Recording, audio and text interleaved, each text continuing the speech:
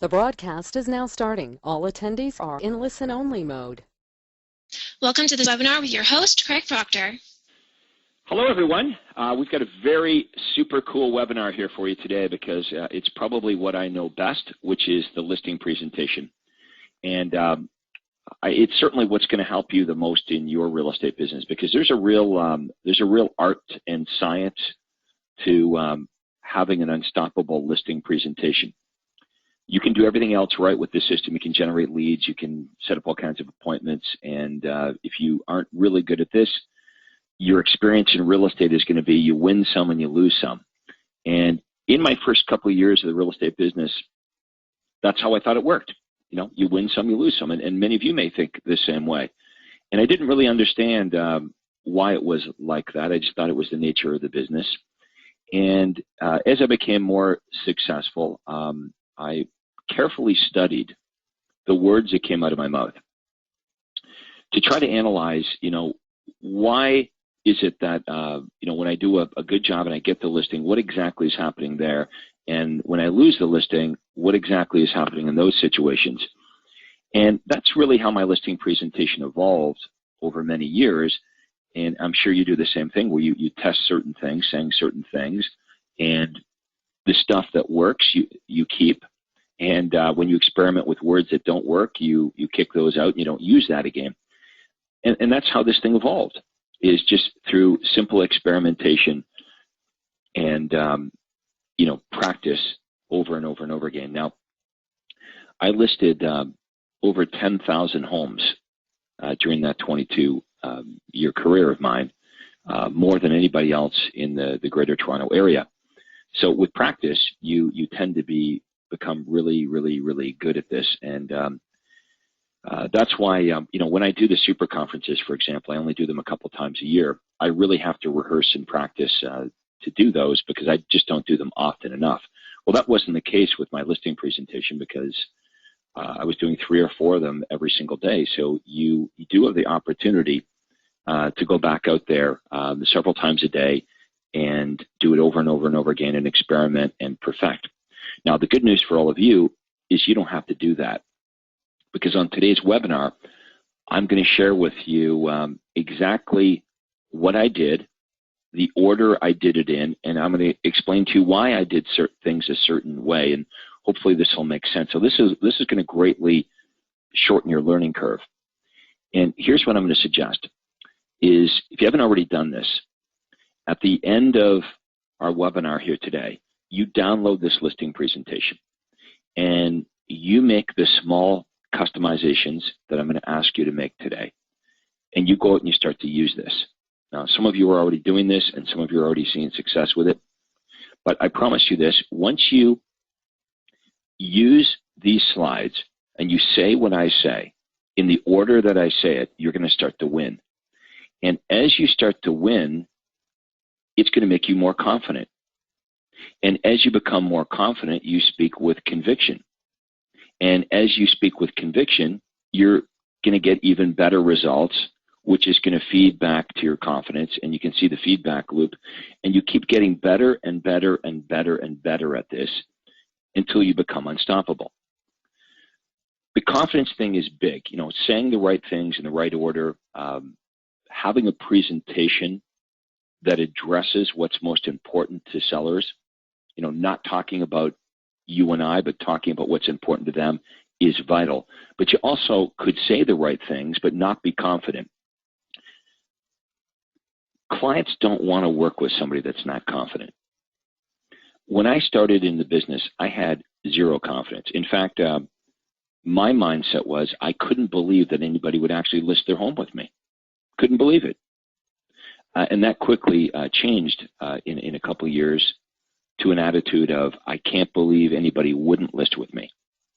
Okay, so this is what we're going to do today. We're going to go through everything that you need to say in the order that you're going to say it. At the end of the webinar, I'll answer your questions, and you can type those questions into the chat box as we go along, and our operator, Andrea, will read those questions. We can also take some live questions as well. So Don't be shy. Any question you have, it's not, there's no dumb questions here today. So just type your questions into the chat as we move along here. And hopefully I'll be able to answer every question. I feel confident I will be able to, because I really know this subject. Okay, so that being said, let's get started here. And please pay attention as we're going through this. I know there's lots of distractions.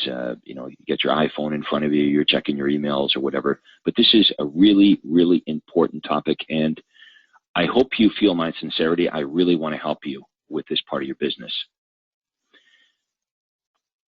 You're going to start off by asking the right questions of sellers. Okay, you have to value your time. Many of you have had this experience of, running out to meet with a seller, and you get to the seller's home, and in about 5 or 10 minutes, you realize you're completely wasting your time because this seller is just not motivated. They're not ready to sell their home. And if you book the appointment for yourself, you've got nobody else to blame but you. And I made that mistake many times earlier in my career. Here I am working 12 hours a day, and I was really quite upset with myself for spending, an hour at somebody's home when they weren't even ready to list. They aren't ready to list. And they're not ready to list. No matter what you do or say is going to compel them to list. If they have a real reason not to list now, then you need to identify that by asking questions and not be there. Because if you get to their home and they truly are 6 months out from listing their house, it doesn't matter what you say, they're not going to retain any of that in 6 months. Whatever price you give them will be incorrect in 6 months. And 6 months from now, when they're ready to interview agents, how much are they going to retain of what you had to say? Right? You'll be long forgotten about, and your chances of getting that listing are next to nothing. So you've got to ask questions about motivation and timing. Only agree to meet with people that are motivated and their timing is now. Okay, and you're going to use the universal callback script for that. Now, one of the most important questions to ask, if they are motivated and their timing's now, don't be shy about this. Don't be afraid to ask them if they're going to be speaking to other agents. Because I want you to position yourself in as last. Now, I used to be shy about this. I used to be afraid to ask the question. Why? Because I didn't want to know the answer. I was terrified they might say, yeah, we're interviewing other agents. But we must ask that question. Then I want you to position yourself in last. Why last? Because I figure it this way. If I'm the last one they speak to, if they interview 3 agents, I'm the last one in, I don't have to be any better than the other agents. I just have to be as good. If I'm the last one in, chances are they're probably going to, just sign up with me. At least I can handle any objections. But the real truth of the matter is, if the presentation is awesome, you're not going to have any objections. And we'll talk more about that in a minute. So if they say, yeah, we're going to be speaking to other agents, I want you to say, well, I'd like to be the last realtor you speak with. Why? So I can show you how much extra I do to get your home sold. Remember, everybody operates, WIFM. They all listen to the same radio station. What's in it for me? So I'd like to be the last realtor you meet with. Why? So I can show you how much extra I do to get your home sold. If they are agreeable to that, you're going to ask them when they're going to be meeting with the other agents, and you're going to position yourself last in. So if the last realtor they're meeting with is on Friday, then you're going to set up an appointment maybe for Friday evening or Saturday morning. Now, the only thing that can go wrong with this strategy, because I know what some of you are thinking, well, what if they list with one of the other agents before I get there? Look, here's how we're going to dramatically reduce the chance of that happening. You're going to use this language. Once they agree to let you set your appointment to be last in, I want you to say to them, now, Mr. and Mrs. Seller, I'm going to do a fair amount of work in preparation for our appointment on Saturday, and all I ask in return is for your commitment not to list with one of the other agents until we have a chance to meet. Does that sound fair? Now, what do you think, folks? Is that a fair thing to ask of them? I think so, because you and I do spend a lot of time preparing for these appointments. Once I get them to say yes, and 99% of them will say yes to this, once you can get them to say yes, then if they list with another agent before you meet with them, that's a very difficult phone call for them to make. Basically, they got to call you up and say, hey, I lied to you. Even though I committed to not listing with one of the agents before I met with you, well, guess what? I lied. So again, the language is, Mr. and Mrs. Seller, I'm going to do a fair amount of work in preparation for our appointment on Saturday, and all I ask in return is for your commitment not to list with one of the other realtors before we have a chance to meet. Does that sound fair? Now, the natural conclusion to an awesome presentation is the seller says, where do I sign? If you're faced with all kinds of objections, it simply tells us that your presentation isn't good enough. So I want you to think about that right now. If your experience on the listing presentation right now is at the end of your presentation, they're grilling you about your commission, they don't see value, they see you the same as everybody else, they only want to list with you for 30 days, they won't give you, the right price. All of these objections that you're getting, understand they're symptoms of the fact that you don't have a strong enough listing presentation. If you build massive credibility with your presentation, most of these objections will go away, or they'll certainly be lessened. Let me give you an example. Let's say that you make so much money with my system here that you want to go out and hire a financial planner to take care of all the money that I've helped you make. And you meet with a couple of financial planners, and the first person doesn't seem to know what they're doing. The second person, though, really seems to have their finger on the pulse of the market. They really, they know what's going on with the Dow Jones and the S&P and the TXR. They really know their stuff. Who would you hire to take care of your money? Which financial planner would you choose? Obviously, the financial planner that you perceive to be the expert. And I'm going to use the word perceived here a lot today because that's what the listing presentation is all about. It's about creating this perception amongst the seller that you are the obvious choice amongst the 2 or 3 or 4 realtors that they've interviewed. Okay, so the natural conclusion to an awesome presentation is at the end of it, the seller says, hey, where do I sign? So now we're going to go through the ultimate listing presentation. This is actually the first slide in the actual presentation that you're going to be able to download right off of the coaching website. Now, what I love about PowerPoint and what you're going to love about PowerPoint is you can customize it. Now, be careful with that, though, because if you change my presentation, you can't really, come back, turn around and say, well, your presentation doesn't work because you're not using it the way I used it. Now, that doesn't mean that you can't make adjustments to it. And I'm going to share with you some of the adjustments that you may want to make to the presentation. For example, if you don't have a guaranteed sale program, we're going to ask you to insert something else. If you're a solo agent, you don't work with a team, you can make an adjustment to that. So we'll handle all of that during the presentation. So imagine now I am that you're the seller and I'm sitting at your kitchen table, which is, by the way, where most of these presentations are conducted, right? You definitely want to go to a table, okay, not a family room where you're sitting 20 feet away from the sellers. You're an actor, and like all actors, you must set the stage. So ask politely to sit at a table.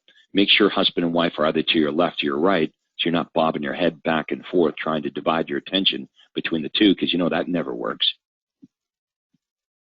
So before we get into the presentation, what else would you and I do when we get to their home? We would ask to sit at a table. Maybe we're at the kitchen table and you plunk down your briefcase or whatever, and you boot up your laptop. Now you're going to go for a look around the house, aren't you?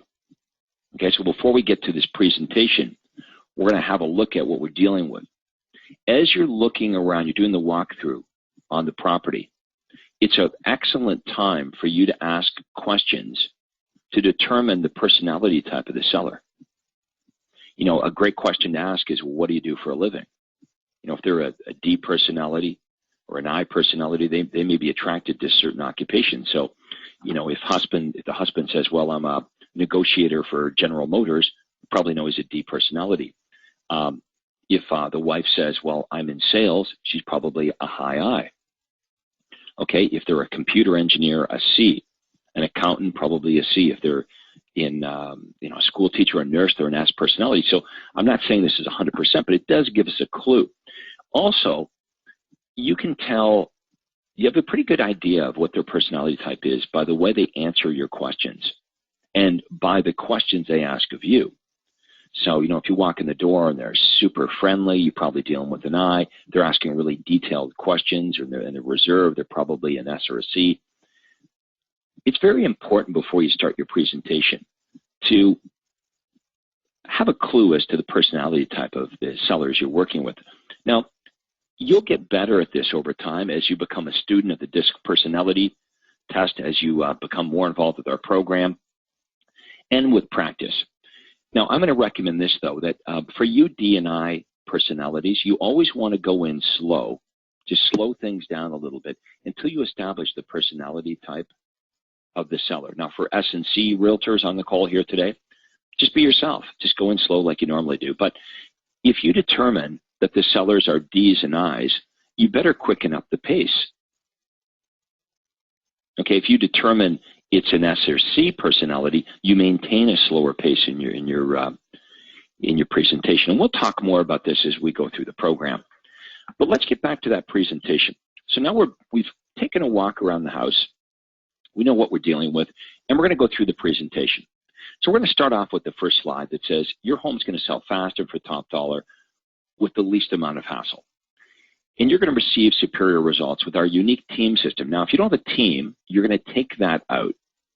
You're going to say, and instead of our, you're going to use my exclusive and innovative consumer programs, my leading edge technology. Okay, my specialized knowledge. I really like this slide. It's very disarming to sellers especially when they're interviewing, because we know they're interviewing for only one reason. They're not interviewing realtors because they think it's fun. The only reason they're interviewing real estate agents is because they don't want to make a mistake. So I let them know that they're smart to interview because 72% of homeowners were dissatisfied with their last agent. Now that's sort of disarming when we as realtors come into their home and say, hey, guess what? 72% of home sellers would not use their last agent. And the major reason for this dissatisfaction is poor communication. So we're going to discuss now how we handle it.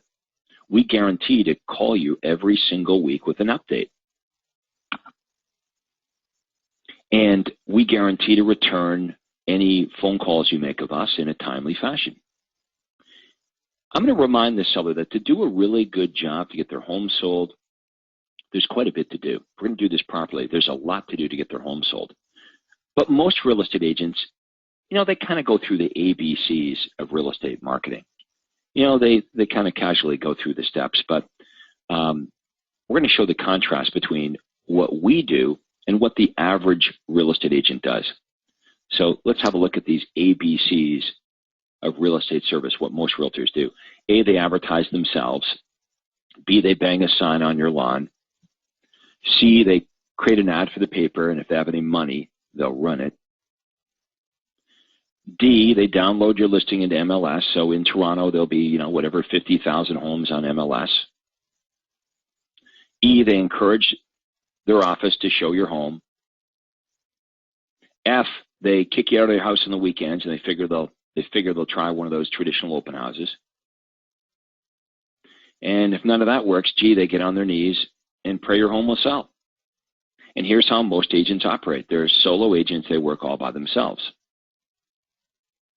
Now, I know what you're thinking right now. If you're a solo agent, you're saying, well, I don't want to say that. And you're right. I'll show you in a minute what you're going to do and what you're going to say if you're a solo agent. But if you have a team, then you're going to use this analogy. Here's the single agent juggling all the balls by themselves. That's how I used to work. That's what I say to sellers. I used to work that way. And now I have an entire team. So when you hire me now, you get me and my entire team for the same price as this solo agent that's juggling all the balls. Now, as a solo agent, Mr. and Mrs. Seller, I tried my best. I worked 6, 7 days a week, 10, 12 hours a day, and I tried my darndest to do a good job handling all of the details that needed to be taken care of. But what I found is it was very, very difficult to stay on top of everything and to focus on the details that were most important to you. And what I discovered, Mr. and Mrs. Seller, is by delegating some of the work, I could focus on some of the more important things. So, Mr. and Mrs. Seller, I don't think you care who gets the key cut on your home, or who takes the picture, or who makes the feature sheet, or who installs the key box, who puts up the for sale sign. So I delegated a lot of the administrative duties so I could focus on the high impact activities, like finding a buyer for your home and negotiating the highest price. So today, just like other professionals, I work with a team. And the analogy I might want to give here is I might want to talk about, how a lawyer works. When you hire your lawyer has a team that helps him or her. They have legal assistants that probably do 70 to 80% of the work. So the lawyer, the attorney, can focus on the high impact activities. When you go to your doctor has administrative people and nurses, assistants to help, so the doctor can focus on what's most important. Well, just like other professionals, when you get me and my entire team working for you. So no detail is forgotten about. Nothing slips between the cracks. Each one of my team members has a very specific role to play in the selling of your home. Now, what you might want to do is you might want to have pictures of all the different people on your team. So I have, if you've got a buyer agent, you'd have a picture of your buyer agent here. If you've got a closing coordinator, which is, more in the U.S., we have lawyers that close the transactions here, but you might want to have a picture of your real estate lawyer, because your real estate lawyer is really part of your team. You might want to have a picture of your lender. Your mortgage broker is part of your team. If you've got an administrative person that enters, takes care of your database or helps you with customer service or any of the administrative details, just insert their pictures and their name and talk a little bit about what they do. So, when you hire me, you get Cindy, and Cindy takes care of our database, and you get Tammy, and Tammy's our customer service manager. Okay, and you get Susie. She's our administrator. Now, because I have all of these people taking care of these parts of my business, I can spend more time helping you get your home sold, getting you the best results, working on the marketing, working on negotiating offers, okay, getting your home sold for the highest price in the shortest amount of time. Now, when I was a solo agent, and for those of you that don't yet have a team, you can use this slide. You could hide all these other slides. You see, you can hide all of these slides. You can hide. You know how to hide them, and you could show this slide, because this was my story before I had a team. And I want everyone to understand this is the fantastic thing about marketing. Please write this down. Marketing is a battle of perceptions. Marketing is not about what's real. Okay, marketing is a battle of perceptions. It's not about what's real. This is why every once in a while, when you get beat out on a listing by somebody that's, you get beat out on a listing by somebody that's less experienced than you are. They don't have the marketing that you have. They don't have all the programs and services that you have. They don't have the experience that you have, or the track record that you have. And that always used to frustrate me.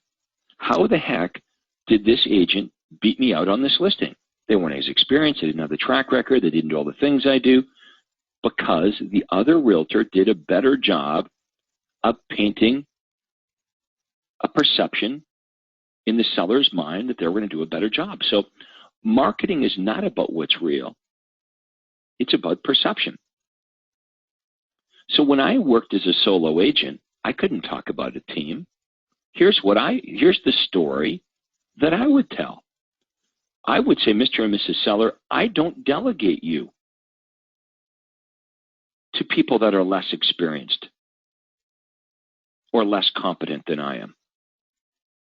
Okay, I take care of everything myself. Now, can everybody see how you can make both stories work? Okay, I provide personalized service. I do everything myself.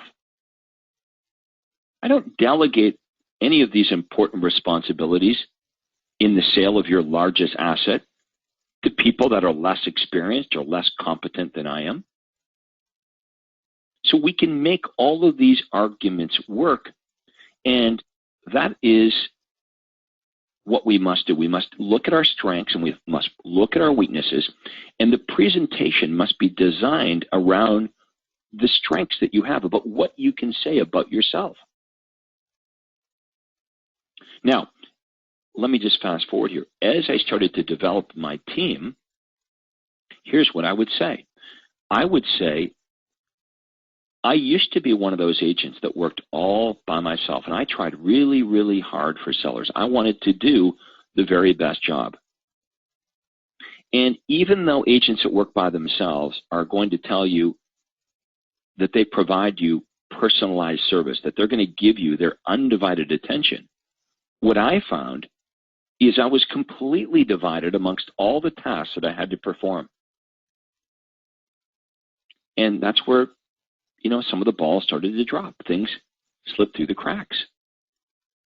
And I found that it was a lot more effective, Mr. and Mrs. Seller, by delegating some of the activities where I knew I couldn't change the outcome.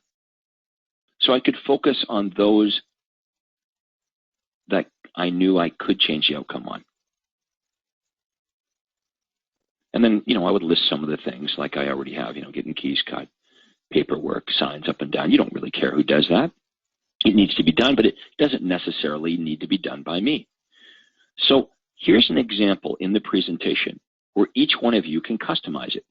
You either have a team or you don't have a team. Now, for those of you that don't have a team, though, let me caution you on this. Very soon into my career, I started talking about my team, even though I really didn't have a team, because I'd start talking about how my real estate lawyer was on my team, how my mortgage broker was on my team, how the administrative person at the front desk of the RE/MAX office was on my team. Now, none of these people, actually officially worked only for me, but I created this perception that I had a team long before I really did, because the truth of the matter is, it was just me. I was just a solo agent. So even if you are a solo agent, you can still spin your presentation to make it look like you've got this team when you really don't. But ultimately, as your business starts to grow, you are going to be probably interested in hiring some administrative people and some licensed people to help you. That's the natural evolution with this program, if you wish it to be.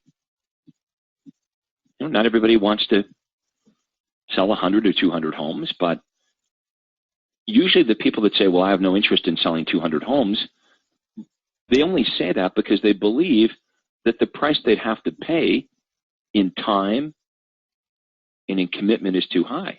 But I can tell you, I worked way less hours selling 500 homes a year than I did selling 50 homes a year.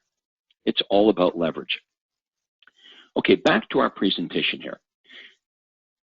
What we want to do now is we want to set ourselves apart from the other realtors that the seller has interviewed. So we're going to talk about our innovative consumer programs. I'm going to talk about some of the things that we do that nobody else does. So we pioneered, or if you're a solo agent, you're going to change we to I have pioneered, unique and exclusive consumer programs not offered by any other agent. We're going to talk about our 24-hour talking ads. When you list your home with me, your home's going to be advertised 24 hours a day, 7 days a week. You see, here's the problem. As you know, nobody wants to really talk to a salesperson. So what we found is when we remove the salesperson and we include this toll-free 800 number, and we give your property its own specific 4-digit ID number. Prospects can call in, buyers can call in 24 hours a day, 7 days a week. They don't have to talk to a salesperson. We found out that 3 times as many buyers are willing to do that, are willing to inquire about your home when they know they don't have to talk to a salesperson, which is good. And look at prospective buyers who actually look at your home are going to be a lot more pre-qualified because they've already received a lot of information on your home. You know, at least we're making it an attempt to qualify buyers and give them very detailed information about your home before they look at it, versus a lot of our competitors that'll just drag anybody and everybody through your property. The next thing I want to talk about, Mr. and Mrs. Seller, are traditional open houses, because I'm not a big fan of traditional open houses. The definition of a traditional open house is a place where the real estate agent goes and nobody else does. So, you know, here's traditional open house, the agent sitting there watching TV, maybe having a little nap. It's a very passive approach. You know, the realtor is just sitting there waiting and hoping and praying that a qualified buyer is going to knock on the door and say, "Oh my gosh, this is the house of my dreams." But, you know, really, what's the chances of that? Well, the NAR tells us the chances aren't very good. Here's a list of where buyers come from. Only 1% of buyers last year bought their home from a traditional open house. So I'm not going to say it never works, but there's a 99% chance that that's not going to work for you. So what we're going to do is we're going to open your home on a tour. Each house is open for 15 minutes. There's 10 minutes between each property. And we're purposely going to drive all the buyers to your home at the exact same time. This is going to create competition, or what we call the auction effect. You know, sometimes we're able to create urgency. We're able to get maybe multiple offers. And worst case, if nobody comes, hey, we're pretty happy that the home is only open for 15 minutes. So we're not kicking you out of your house every Saturday and Sunday. In fact, Mr. and Mrs. Seller, we ask that you be present, because we want to show off our marketing savvy. We want to show you that what we're doing is actually working. Also, because buyers have to be there at a very specific 15-minute window, we think we do a better job of qualifying these buyers. The buyers actually had to make an effort to be at your home between 1 and 1:15. Next, I talk about the buyer profile system. And this is, by the way, folks, the part of the presentation I really, really like the most. Okay, this is the part of the presentation where I think I really get them. I explained that most real estate agents, when they work with buyers, here's how they do it. Most agents pick out 6 homes. They show the buyer 4, and then they try to sell you 1. Okay, we don't do it that way. Okay, our solution is our one-of-a-kind buyer profile system that gives buyers priority access to hot new listings that match their home buying criteria. So we're not going to pick out the homes for the buyers. We're going to let the buyers pick out the homes, because we're going to email them every day all the homes that match their criteria. As you can see here, Mr. and Mrs. Seller, we have over 300 buyers that are currently getting information on us, from us every day on homes that match their criteria. Okay, now at this point, what I do is I have in my briefcase, I have props. You know, earlier I said that we're like actors, and we have to set the stage. Well, realize all actors have props. So in my briefcase, I've got 11 pages stapled together, top and corner, and it's a list of all the buyers that we're currently working with. And I pull this list out, and I hand it to the buyers, or the sellers, and I let them look at it. You can see their eyes looking at this list with all these names on it. I said, now, if you, Mr. and Mrs. Seller, if you decide to list your home with me, the very first thing that I would do is I would send out information on your home to buyers that we're currently working with. So there's a list of over 300 buyers that we're currently working with. As you can see, it tells the buyer's name, which one of my buyer's agents, to the right of it, which one of my buyer agents is working with that buyer, and how many weeks they've been receiving information from us, how many pictures of homes they received last week, 2 weeks ago, and in total. So if you decide to list your home with me, the very first thing that I'm going to do is send information on your home out to the buyers in my database. So it sounds kind of crazy, but it's almost like I've been looking for a buyer for your home before you and I even met today. And I pause. Then I might say this. If they've interviewed other agents, you might say, now, I understand you've interviewed a couple of other, you've spoken to a couple of other agents. Did the other agents you meet with, did they tell you about how many buyers they're currently working with? If they had a lot of buyers, don't you think they would have mentioned that? So we're going to use our computerized buyer-seller matchup system to find a buyer for your home. And by the way, I really like that language when I say, the first thing we're going to do, if you decide to list with me, the first thing we're going to do is we're going to email information on your home out to the buyers in our database. It sounds kind of crazy, but it's almost like I've been looking for a buyer for your home before you and I even met today. Because what do we know about sellers? Do sellers want to list their home? Not really. What sellers want to do is sell their home. So I start talking in different language. I'm not talking about listing their home. I'm talking about selling their house to one of the buyers I currently have in my database. Also, you and I cannot talk down any of our competitors. It's just a bad idea. Ethically, we can't do it. It's just a bad idea. But do you see how I become a master of creating doubt? Did everyone catch that? Did the other agents you interviewed, did they talk to you about how many buyers they're currently working with? And they just leave it at that. Now, what is the seller thinking? They're thinking, well, heck, if the other realtors had a big, long list of buyers like Craig, they probably would have mentioned that to us. If they did have those buyers, they certainly didn't tell us that. So we're creating doubt. I'm positioning myself in this part of the presentation as the realtor that has all the buyers. Now, where are you going to get your buyers from? Where are you going to get this list? Okay, how about your Success website? Go into the control panel, print out from your control panel or from the AMS control panel, that's your hotline control panel, print out a list of all the buyer leads, all the buyers that have contacted you, responded to all your buyer leads. There's your list. And talk about your internet strategy. Show them your website. Show them how we have a very unique approach. We offer information to compel buyers to contact us. Most real estate agents don't do that. Their website's about them, right? A big picture of them, how great they are. That's not our approach. The reason we have buyers in our database, the reason buyers contact us is because we address what's important to them. We offer them information on how to buy a home. Okay, we offer them hot lists of properties. So it's very important that you give the seller a backstage pass to the way you do business. Okay, don't assume because you know what you're doing that they know what you're doing.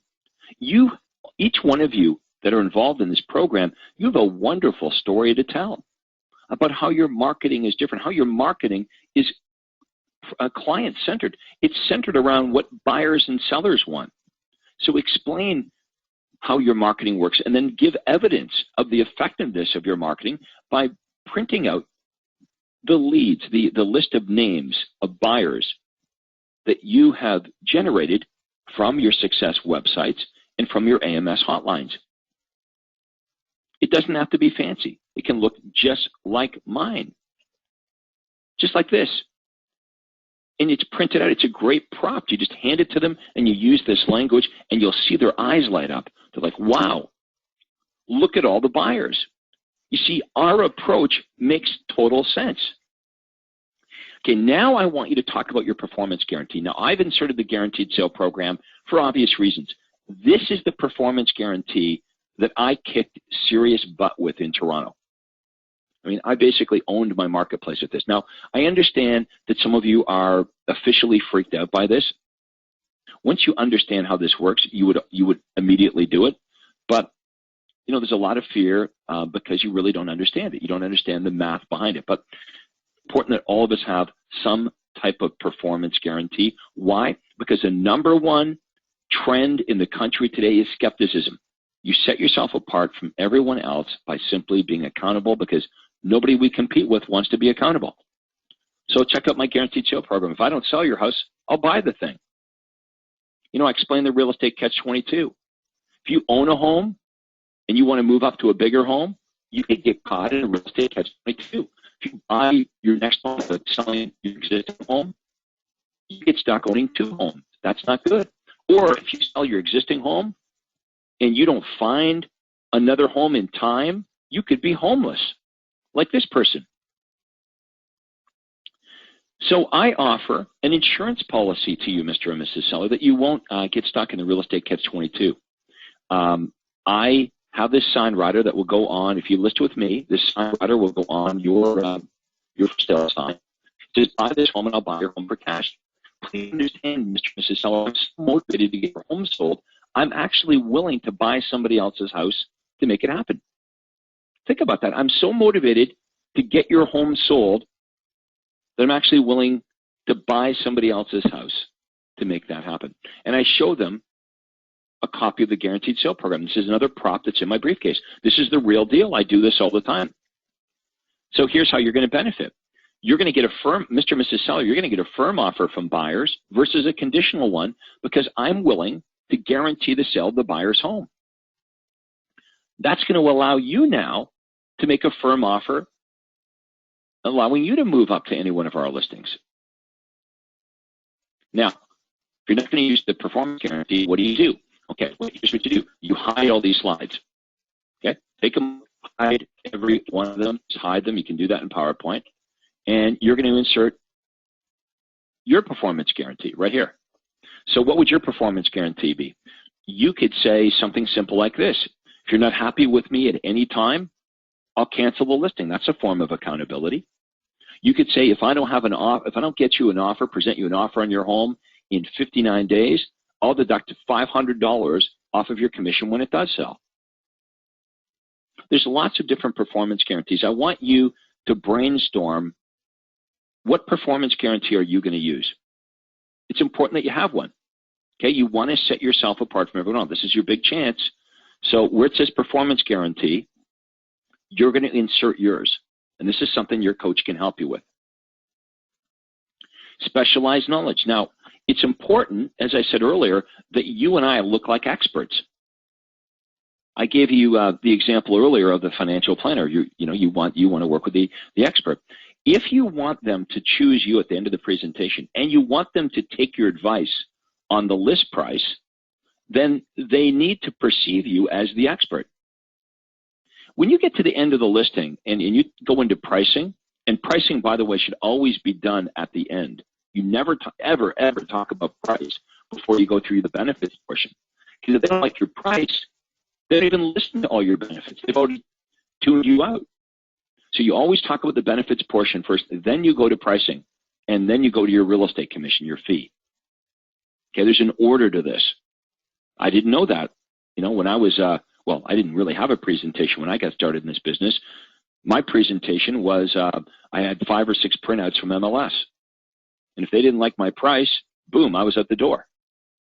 So don't do that. You got to win them over first. They're more likely going to take your advice on price if they see you as an expert. Does that make sense? If your presentation is successful and they see you as the expert, you built massive credibility in their eyes, they're way more likely to take your advice on price, even if they don't like the price. So specialized knowledge. Where do buyers come from? I bring in information about where buyers come from. Okay, I bring in information about what's happening in the market. Now, I get all this information in Toronto from a company called IMS. These guys are great. They give you this third-party information. His name's Leon Dancona. Many of you may know him. But I can get you the contact info for these guys. They will give you third-party audited information on market trends in Toronto or in any marketplace for that matter. So here's a chart of homes that have sold for 100% of the asking price. Now you can see that that's not happening as much now. That's dropping off. So what would that tell a seller? Hey, not as many people in Toronto are selling for full market value. Okay, here's days units sold. Not as many homes are selling in my MLS district. What does that tell you? The market's slowing down, right? Let's have a look at average price. Average price is kind of up and down, but overall it's down off of the peak. Market's slowing down. An intelligent person would start to look at this and say, okay, the market's slowing down. Look at this. This is percentage of asking price. So homes at the peak were selling for almost 99% of asking price, and now look what's happening. It's down to 97 point something. So the market clearly, that would tell you the market's slowing down, right? You know, no one graph, no one chart maybe tells a complete story, but if you take all of this information together, like sales by volume, it's going down. The market's softer than it was. So an intelligent person would come to the conclusion that, holy cow, the market's not as good at the end of the year here as it was at the beginning of the year. Look at this. Days in the market are way up here at the end of the year versus the beginning of the year. So the mistake would be to bring in the same stuff that everybody else brings in. You know, we wonder why we don't do a good job of setting ourselves apart from our competitors, but most realtors bring in the exact same comparables. You know, it is true, we all go to the same well for information, MLS, but if you bring in the exact same MLS printouts as the other 2 or 3 agents are interviewing, then that's certainly not setting you apart. That's really saying you're the same as everybody else. So, you know, try to go to MLS and either do this yourself or hire a company. It's very inexpensive, by the way, to get these graphs. I mean, we're talking a couple $100. Get this information, get it into your presentation. I like the fact that it's a third-party auditor, because if I came into your house and I said, okay, here's what's going on with the list to sales ratio. You know, here's what's going on with the sales volume. You know, here's what's going on with days on the market. I'm showing you evidence of what's happening in the marketplace. I'm showing you what no other realtor is showing you. I become the expert in your eyes. You're way more likely to take my advice on price. Okay, now the next part of the presentation is track record. So I want you to compare your track record or your company's track record against MLS. Now, because I was with RE/MAX, of course I'm going to show this stat. But if I was with Century 21, you can bet your bottom dollar I wouldn't be showing this. You're only going to use the stats that make you look good. Now, this is something I was very proud of. My listings sold on average for 2% more than the board average. So people that listed with me sold for 97.47% of the asking price. The board average was 95.46%. So when you list with Craig Proctor, you sell for, on average, over $3,000 more. Okay, over 2% more or closer to the asking price. How many of you, if you did the research, would find that you've got an advantage? Your list to sales ratio is higher than the MLS average. Or how about days on the market? This is another statistic I was proud of. When you list with me, average days in the market, 33 days. The average days in the market in my MLS district were 68 days. So your home will sell in less than half the time. That's very important to sellers. This is one of the most important statistics, though. If you list your home with me, almost 87% of the time, the house will sell and close, but the real estate board average is only 56%. So your home will sell for more money, it'll sell in less time, and there's almost a 90% chance of it selling and closing if you list with me. Did the other realtors show you this information? And the answer is always no. So in summary, now here's the close. If you even want to call it a close, you shouldn't have to be a closer if you've got a great presentation. Remember, I'm going to say it again, the natural conclusion to an awesome presentation is at the end of it, the seller says, hey, where do I sign? So in summary, my specialized knowledge is going to ensure you get the right information and the right advice.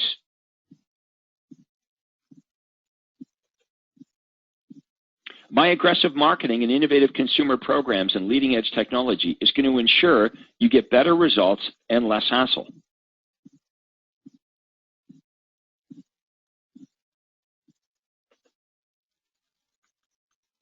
And the next step is the sold sign. And then I want you to include some testimonials. Here's what our clients have to say.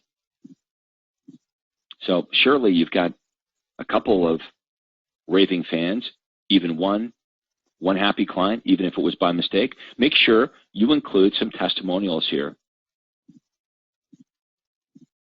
And that's the presentation. Now, you haven't got into pricing yet. What I want you to say, now that you're done with the benefits portion of the presentation, I want you to say, now, Mr. and Mrs. Seller, based on what we've discussed, would you like me to handle this for you? Well, they're likely going to say, well, I don't know. We haven't, sometimes they say yes. Often they'll say, well, I don't know. We haven't discussed the list price, or we haven't discussed your fee. To which you're going to say, well, assuming we can come to an agreement on the asking price and my fee, would you like me to handle this for you? I want to get them to say yes, because if I get them to say yes, at that point, it's going to be very difficult for them to say no, because if they balk at signing the listing with me, at least I know it wasn't the benefits portion, because they've already told me that assuming we can agree on the asking price and the fee, they'll list with me. If at the end of the presentation they won't list with me, well, guess what? I know it either has to be they didn't like my list price or they didn't like the fee. Now, why is it important to isolate the objection? Well, because if we can isolate the objection, at least we know what it is so we can handle it. And I didn't used to do it that way. What I used to do is I go through, my benefits. I didn't have many of them. Then I go through the comparables, where I bring the same, stuff as everybody else. And then I would talk about my fee. And then at the end, they'd say, oh, no, thanks, or we'll think about it, or we'll get back to you. Well, the problem is I didn't know what they were saying no to. I didn't know whether they're saying no to they didn't like me, or they didn't like my benefits, they didn't like the price, they didn't like my commission rate. I didn't know what they were saying no to. And because I didn't know what they were objecting to, I couldn't handle it. You can't handle an objection when you don't know what it is. So this really worked for me. Benefits portion first, then asking for the order. You're basically asking for the order. You're saying, look, based on what we've discussed so far, would you like me to handle this? Sometimes they say yes. Remember, if you don't ask, you don't get, right? But in many cases, they would say exactly what you would expect them to say. Well, you haven't told me what the price is. You haven't told me what your fee is. Well, assuming we can come to an agreement on the asking price and my fee, based on what we've discussed so far, would you like me to handle it? And most times you can get them to say, well, I guess so. I mean, assuming we can come to an agreement on the asking price and the fee. Once you get them that far, you've pretty much got them. When you get really good at this, folks, you will list 9 out of 10 sellers. I got to say this too. The 1 out of 10 that I didn't get is usually one that I didn't want. You are still going to run up with people that are, even though you've got an awesome presentation and you've brought them all kinds of evidence, they're not realistic. Okay, they're not realistic on price. They may be super motivated, but they might not be realistic. If you've got lots of business coming in and you're setting lots of appointments and you're listing 80 or 90% of the sellers you meet with, you're going to feel a lot better about saying no to the people that are unrealistic. And I got to that point where I could actually walk away from people that I thought were, going to fight me all the way through the process. But I got to say, the better the presentation became, the more likely the chances of them actually taking my advice. And that's the crazy thing about real estate that frustrates us, right? They hire us to sell their home, but then they fight us on everything. They don't take our advice. And then they turn around and complain that, we're not getting the job done. So we've got to, use the presentation to, number one, win the business, of course. And number two, to build such massive credibility that they take our advice on the asking price and they're willing to pay us more money. So that's how good the presentation has to be. It has to be so darn good that they're not only willing to pick us, but they're willing to pay us more. Because this program isn't about discounting. If they're interviewing other agents, especially here in Toronto, they're interviewing other agents. They're interviewing 3 agents. At least one of them is going to lowball on the commission. And you probably know another one's probably going to highball on the price. So that's how good your presentation has to be. They have to be willing to pick you and go with your price that's going to be lower and your commission rate that's going to be higher. It's a big challenge. And that's why today's topic is so vitally important. And that's why, I wasn't exaggerating at the beginning of this webinar when I said this is the ballgame. This is really, really important because you can generate leads, you can make appointments, you can do everything right. But if you blow it at the listing presentation, you're basically working for free. You're spinning your wheels. But if you can start to convert these appointments to listings and get them priced right and get sales, that's the ballgame. I mean, what I love about listings is when you get listings, everyone in MLS now is working for you. That's the leverage point, is getting the listings. If you get lots of listings, guess what? The buyers take care of themselves. Okay, so look, we're at the top of the hour now, and you know what that means? It's question and answer time. So we're going to go over to Andrea. And Andrea, I assume we've got some typed in chat questions.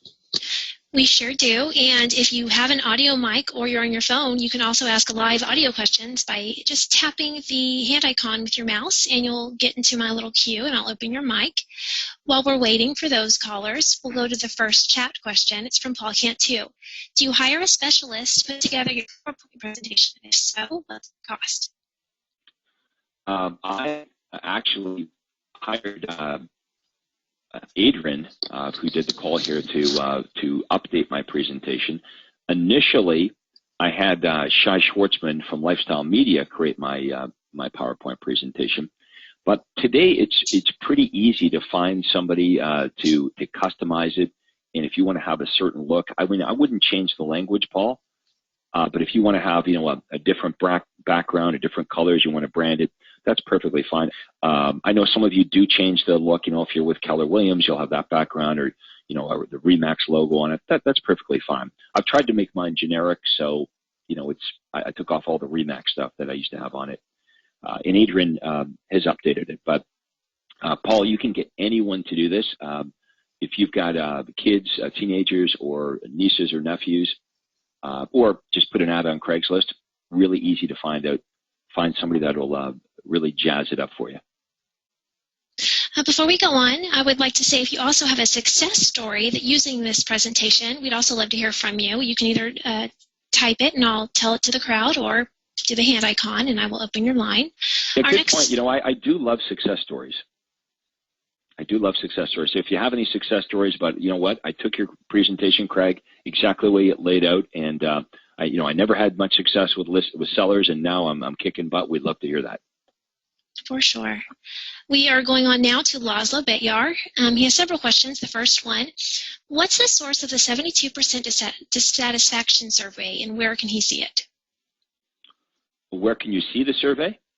Yes, that's what he wants to know. What is the source of it, and can he see it? I don't even know where I got that. I've been using that now for probably 15 years. It was from NAR. It was way back when, but I do not remember where I have it. I can't point you to where to get it today. But I would go, if you want to find any kind of stats like that, I would go to your real estate association.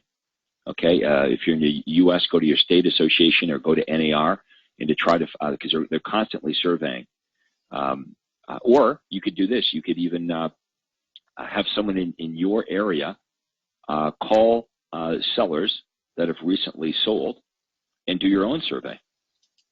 Okay, it doesn't have to be a state or national survey. You could do your own survey in your town. But what you'll find is usually it's that or higher. Not many sellers go back to the same agent. And think about this. One good reason for that is 80% of real estate agents aren't even in business 5 years later. So the seller, moves on average every 7 years. They couldn't use their last agent 80% of the time, even if they wanted to, because he or she's no longer a realtor. Okay, we'll go on. We actually have an audio question now from Matthew Tombrello. Your mic is open. Hey, Craig, how you doing? Hey, Matthew. How's everything? Good. I've been emailing you back and forth a little bit. Yeah, absolutely. You've been a great help. I just wanted to share a success story. I couldn't resist since you brought it up. I used this listing presentation and the modified one, as you well know, Craig.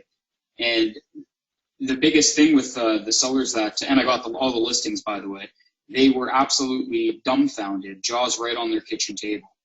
I was showing them marketing stuff and stats and just a different presentation that appealed to a very sensitive, unknown part they never knew they had. So I could tell you firsthand to all the listeners and on the webinar that this thing works. Well, I appreciate that because I think especially those that are new to the program need to hear that. They need to have some some evidence that they're on the right track and this really works. But you see how quite often, I'd probably say about a third of the time, I wouldn't even get through the entire presentation. And the seller, I don't know if that's happened to you, where the seller says, okay, you know what, I've heard enough, we're convinced, we want to go with you. Yeah, lots of the D's. Yeah, and it's important to get that signal and not keep talking. If they're ready to list with you, it's don't talk past that point. You might talk yourself out of the listing, yeah. Now, did you do much customizing to the presentation, or did you use it exactly the way it's laid out? Well, I'm using the plot one, but the fundamentals are pretty much the same. But yeah, just pretty much how it's laid out. I tweaked it a little bit, just more graphic related, but I mean, the structure and the substance is still the same. Okay. Our next question is chat, and it comes from Joanna Lonsku. What if I do not have listings to offer a tour of homes? And is a tour advertised, and where? Okay. First of all, you don't have to have listings to do a tour. You could borrow listings from other agents in your office. But even if that doesn't work for you, remember the beauty with PowerPoint is, worst case, you can just hide those slides. Okay, now you may still want to do a traditional open house. So you could, if you wanted to, just insert a traditional open house. As I said, I'm not a big fan of those. So your choices are completely hide the slides that talk about open house, replace the tour of home slides with, hey, I'm going to do a traditional open house, or figure out how you're actually going to do a tour of homes even though you don't have any listings by borrowing some listings from agents in your office that have them.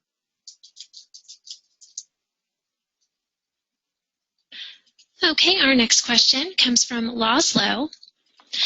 I just got a listing, but I have no buyer processing list for that home. How do I create such a list, especially before I know the details, price, condition, features of the home I want to list? Okay, now remember the list, we're talking about the list of buyers that I would bring out of my briefcase? I'm not sure. He just calls it the buyer processing list. Okay. Well, I'm going to assume you're talking about the list of buyers, the 300 buyers. Those buyers were not in any specific price range. Those were all the buyers that I could muster up from. You go to your Success website, you go to your AMS. Really, what we're looking for is bulk. I want to impress the seller by saying, look, these are all the buyer leads. These are all the buyers we're emailing information out to. Now, most of those buyers, you're right, may not be in that price range. They might not be looking for that particular type of home or in that area. It doesn't matter. That's not what we're trying to do. We're trying to create this perception that you and I are the source of all the buyers. I mean, you can list your home with whoever you want, but why not just list with me? Because look at this, I've got 300 buyers or 100 buyers or whatever it is. And you're going to get your buyers from your control panel. Okay, like you're going to well, not your control panel. They're going to be emailed to you, right? All the leads in your database that have come in from the website, from the hotline. You can go to your control panel, I guess, and get them that way as well. But you want to assemble a list and use it exactly the way that I suggested. Hey, it's very, very powerful. As I said, it's one of my most favorite parts of the presentation because it's one of the most effective. Our next participant with a question, Mark Skelpsa. How do I handle a seller who wants you to do an open house? How do they dissuade them? I would show them the stats. I would explain it this way. A lot of realtors will do things to try to pacify the seller, even though they know it doesn't really work. And there's a 99% chance that a traditional open house is not going to do the trick. So if you really want me to do one, I'll do one for you. But, in my experience, being a realtor for X amount of years, they're just not that effective.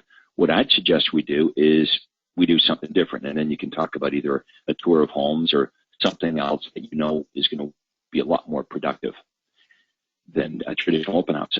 The trap that realtors have gotten themselves into, and you can see it is a terrible trap, is real estate agents tend to do things because it's the way it's always been done, even though we know it doesn't work. A quick example of that would be advertising listings in the newspaper. How much money do you think real estate agents blow all across the country every single day advertising listings when we as realtors would all freely admit it doesn't work that well? That when you blow your brains out advertising your listings in the newspaper, spending thousands of dollars, first of all, you get very few callers, very few people call you, and 90% of the people that do call you tell you that the home is too big, it's too small, it's in the wrong location or whatever, and they want to hang up on you. Yet today, still, after all these years, there's still people advertising their listings and blowing their brains out. And then because the seller sees everybody doing this, they demand that you do it. And then we succumb to that, so we start doing it. And then the next seller comes along and says, well, you know, everyone's doing it, so I want you to do it, and it's self-fulfilling. Same thing with open houses. It's the way it's always been done. And you can't really blame the seller, right? They see all of these agents advertising their listings every week and doing open houses every week. So the poor seller thinks, well, since everyone's doing it, it must be the thing to do. So they demand it. And instead of realtors standing up for themselves saying, well, it's foolish, they succumb and they do it, and on it goes. Market trends. Homes have sold for 100% of asking price. If a house sells for $500,000 and it was value range at $480 to $530, how would you count that home? Yeah, it's different with value range marketing. That's a good question. I never really did that, so I'm not sure how to answer that. I guess I don't know whether you take the top of the range or the bottom of the range. Obviously, the bottom of the range is probably going to be, you know, closer to what it's sold for. So I don't know. I can't really comment on that because I never used value range marketing.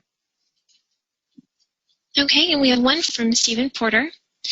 Where in your presentation do you insert your cancellation guarantee? How long is your average listing term? Okay, we insert it right at the very end, and let me just show everybody that. I think we've got it here. See if we can get this going here. It's stuck. I'd like to list them for 6 months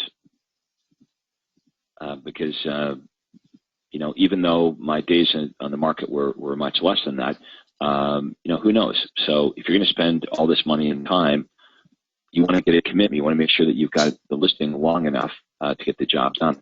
Here's the cancellation guarantee. So at the very end of this all, I show all the testimonials, and I'm down to that 1 in 10 that I said would balk. You know, they're not, for whatever reason, they're not ready to list, or they are ready to list, but they're not convinced that I'm the guy. I can go to cancellation guarantee, and this is another prop that I have in my briefcase, and I would pull this piece of this cancellation guarantee out, and all of you should have this printed out in your briefcase just like that, and I would hand it to the seller. And Andrea, if you were the seller, I would say, Andrea, this piece of paper is very, very important, because what this means, you know, I know you interviewed agents, and you interviewed agents because you didn't want to make a mistake. Well, what this piece of paper does is it guarantees you that if you list your home with me, you didn't make a mistake. You'll never make a mistake, because I can't be one of these real estate agents that comes into your home today and I sound, you know, all great. I make all kinds of promises today, but then I don't follow through. You know, I may sound good today to get your business, but I have to do a good job every day to keep your business. Because if you're unhappy for any reason, you can cancel the listing and list with any one of the other agents you met with. So there's no risk in listing with me. However, if you list with one of my competitors, one of the other realtors you met with, and you're not happy, you may be locked in for 3 months or 6 months or whatever. So, you know, listing with me is risk-free. And we know that people don't like risk. And you can see, quite often, you can see the sellers, their shoulders will relax because you've made their decision easy. And that's what really we want to do, is we want to make their decision of the correct decision of listing with us easy. Because as soon as we give them that cancellation guarantee, listing with your competitors becomes risky. Listing with us becomes risk-free. So again, the language is, this is a, Mr. and Mrs. Seller, this is a very important guarantee. This piece of paper is very important because this guarantees that you're going to be happy with your decision in listing with me.